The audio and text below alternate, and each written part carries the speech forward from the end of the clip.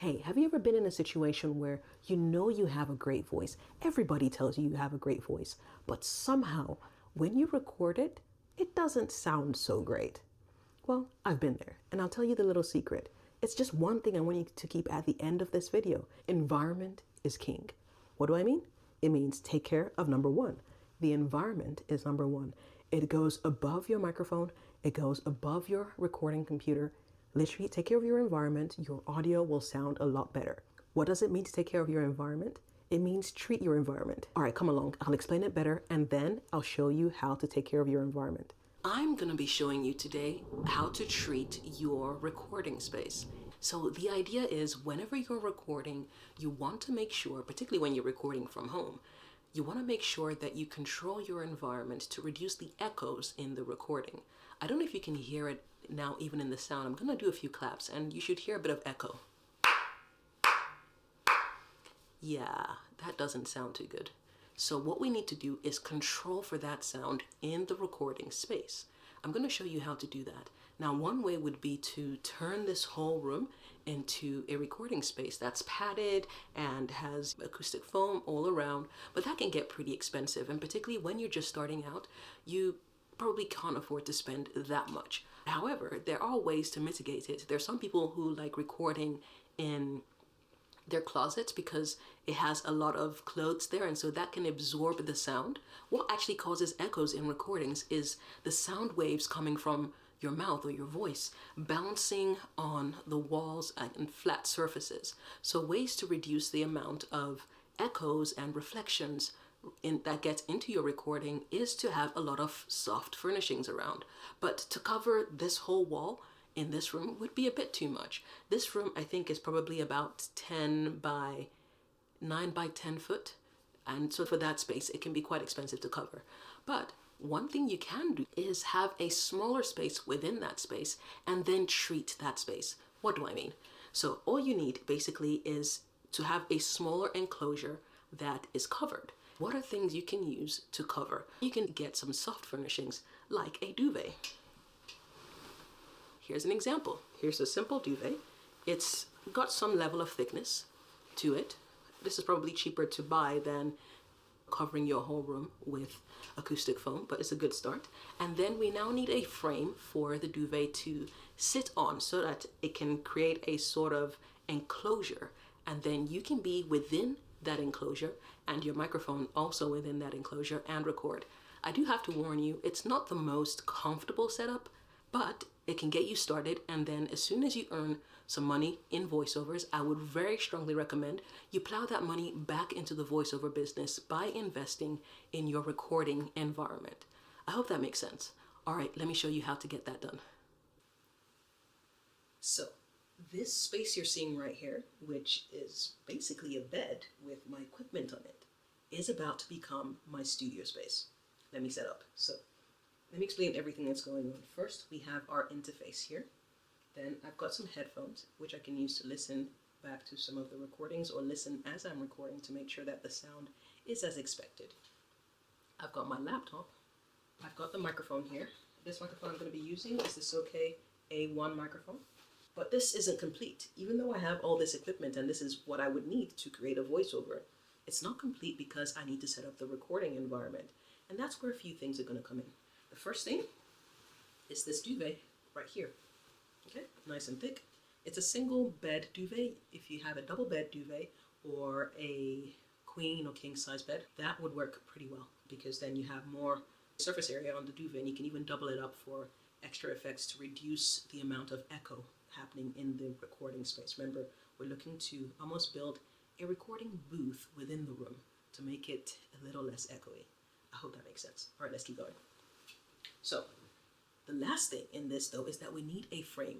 One way would be to literally put the duvet over your head and just record this way, but it will get very difficult and uncomfortable after a while, so you don't want to do that. What we're going to do instead is we're going to take either a chair or a stool and put it in a direction that means that you can put the duvet over it and you can sort of record within that. I'm going to show you so it makes a lot more sense. Just hold on. All right, so let's get to it. So I'm going to move the computer out of the way first and move the rest of my equipment out of the way as well. Okay, let's move that over here. The interface I'm using, by the way, if you were wondering, is the Zoom H8 interface. So let's get the stool. So there are a few ways you can arrange it. You could put it this way, or you could put it on its side like this. The idea is to just have a structured frame so you can put the duvet over it. This can also work with a chair that has 4 legs.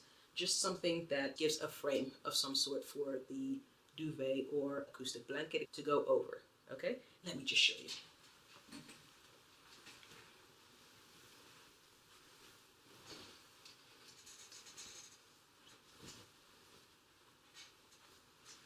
Okay, as you can see, this is the beginning of our vocal booth space, which is good. This space here, as you can see, is going to get a bit dark and a bit hot. So what you are going to need to do is maybe get a light that you can put in there, hopefully a light that doesn't make any buzzing sound or anything so that doesn't get into your recording, or just use the camera light from your phone if you're not recording using your phone.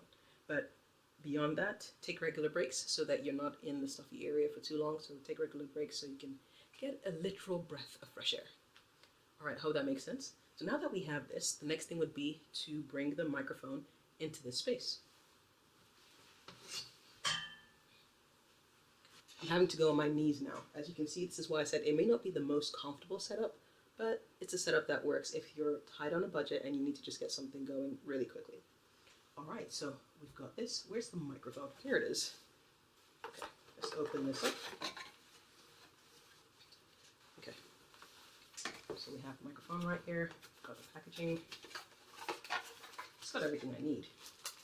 It's got the microphone, and it's also got the mic holder. Okay, so we've got a good start. I'm just going to unscrew this and then screw this. Once it's open wide enough, put the microphone through. There we go. And then twist it back in. Okay, we have that, which is great. Now we're going to add the XLR cable over here. Okay, I'm going to bring the stool closer to me so I don't have to lean all the way in. Okay, let's bring that closer. Okay, so as you can see, we have a better recording space. That's a way you can get started.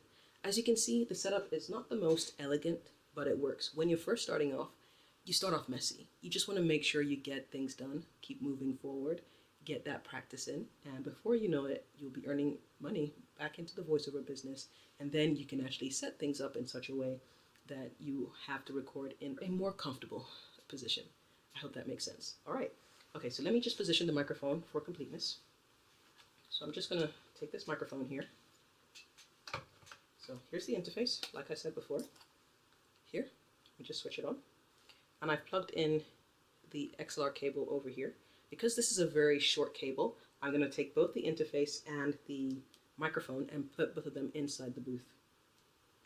The last piece of the puzzle will be to add your phone or your paper or your tablet or iPad that you'll be reading from. All right, this is on. I've made sure that the right microphone is set up. I'm going to switch that off whilst I plug it into the microphone.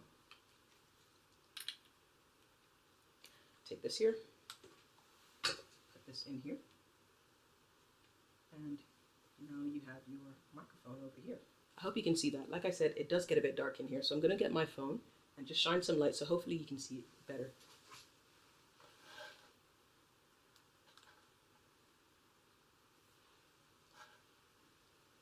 Hope that's clear now. So you can see the interface. We have the interface over here.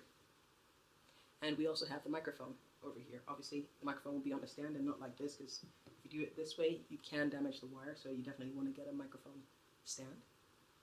And yeah, this is the setup. Make sure I switch on the correct microphone on this interface. Make sure that's on. And then I'll proceed to my laptop to record. So your laptop can be positioned right next to you, or maybe on a stool elsewhere, just somewhere where you can reach it and control it. Or you could also just get wireless keyboard and a wireless mouse. That way, even if the computer is a bit further away, you can still control it from wherever you are. This is to ensure that the fan noise from the computer doesn't get into the recording. So the software I'm using for recording is called Audacity. It's one I highly recommend, particularly if you are a beginner. So that's Audacity open there. You should check out the other course videos if you want to learn how to do the recording using Audacity. We want to make sure that we've chosen the right recording device in Audacity. And then, so what we'll do is go to Transport, rescan audio devices. Because I've just plugged it in, Audacity may not have recognized it. If it doesn't, just go to Transport, click on Rescan Audio Devices, and once you do that, you should be able to see the microphone. Okay, then next thing is go to Audio Setup, which should be in the top left corner. You can't see it right now, but that's okay. Click on the recording device and choose the correct recording device. That's very, very important. You don't want to miss that. Okay, and then we'll hit record. Let me get into the booth and record something for you.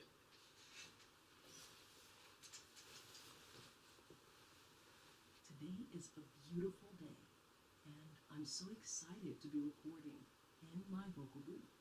It's not the most comfortable, but it does get the job done, and I'm looking forward to getting some more voiceover gigs by doing this.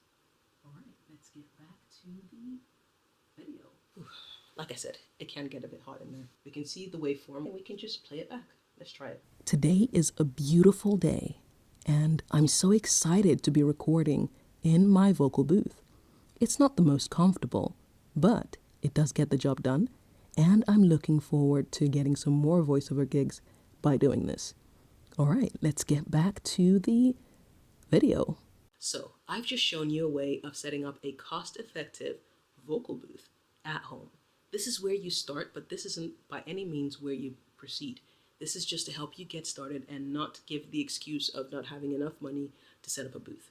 I hope this makes sense. I'll show you some other options that people use in order to be able to get better sounding audio quality. All right, let me show you one actually.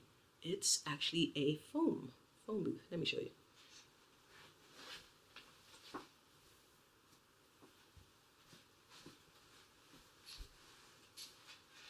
So we have one of these here, and this is a generic one I got off a site called Amazon, but you can get similar ones. A popular brand for this, I think, is Alcatron. There is another version, but I can't remember what it's called. And the idea of this is that it would act in a similar way to what this is doing, which is to reduce the reflections that get into the recording. However, because of the small recording space, it can add a bit more bass to your recording, which may not sound so good. But let me just show you how it would work anyway, just in case you decided to try this out. This isn't too expensive. You can get it for about 15, 20 US dollars, maybe 30. I'm not sure exactly, but it could be cheaper than setting up your whole studio. So anyway, enough talking. Let me show you how this works.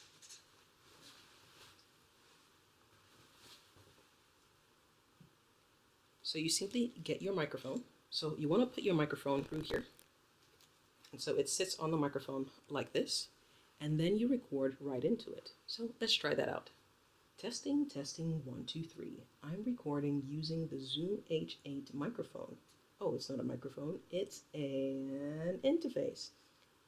I'm recording using the Zoom H8 interface, and I'm using the foam enclosure. I wonder if this would do a really good job of reducing the reflections in the room and still get me good sounding audio.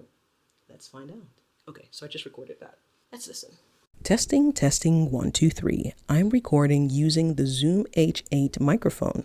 Oh, it's not a microphone, it's an interface.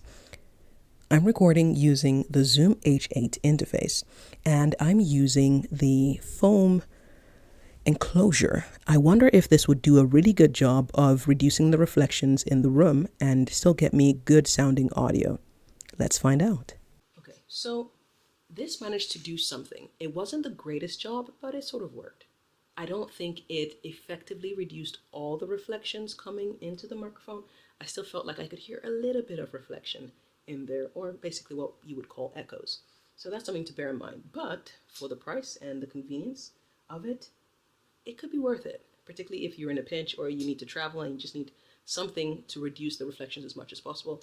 This could work, and it's a lot less hassle to set up. Just pop it on top of your microphone, like we did over here.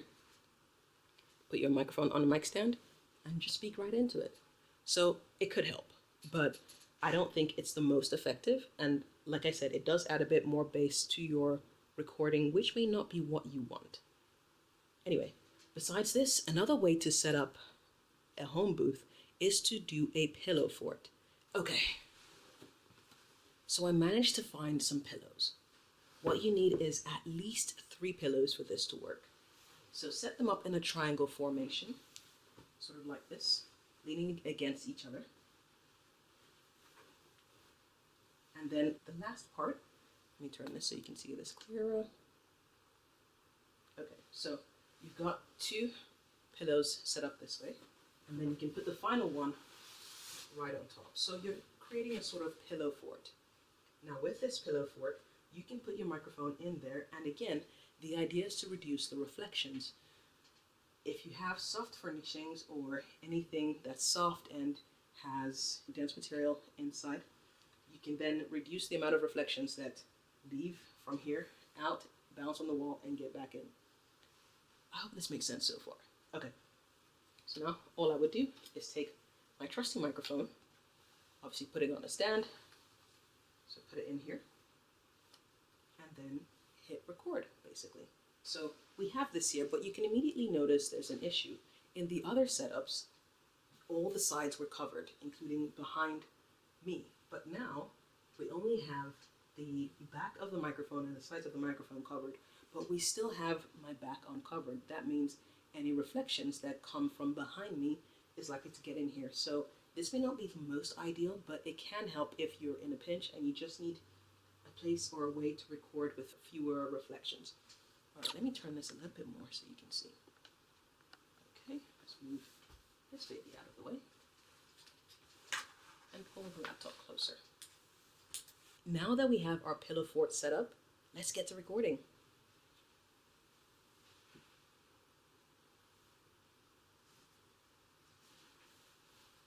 Peter Piper picked a peck of pickled peppers.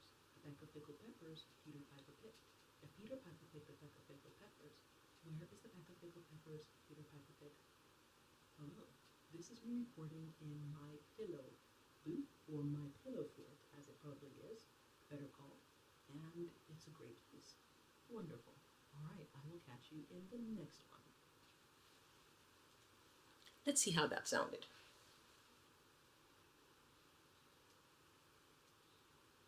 Peter Piper picked a peck of pickled peppers. A peck of pickled peppers Peter Piper picked. If Peter Piper picked a peck of pickled peppers, where is the peck of pickled peppers Peter Piper picked? Hello, this is me recording in my pillow booth, or my pillow fort, as it probably is, better called, and it's a great place. Wonderful. All right, I will catch you in the next one.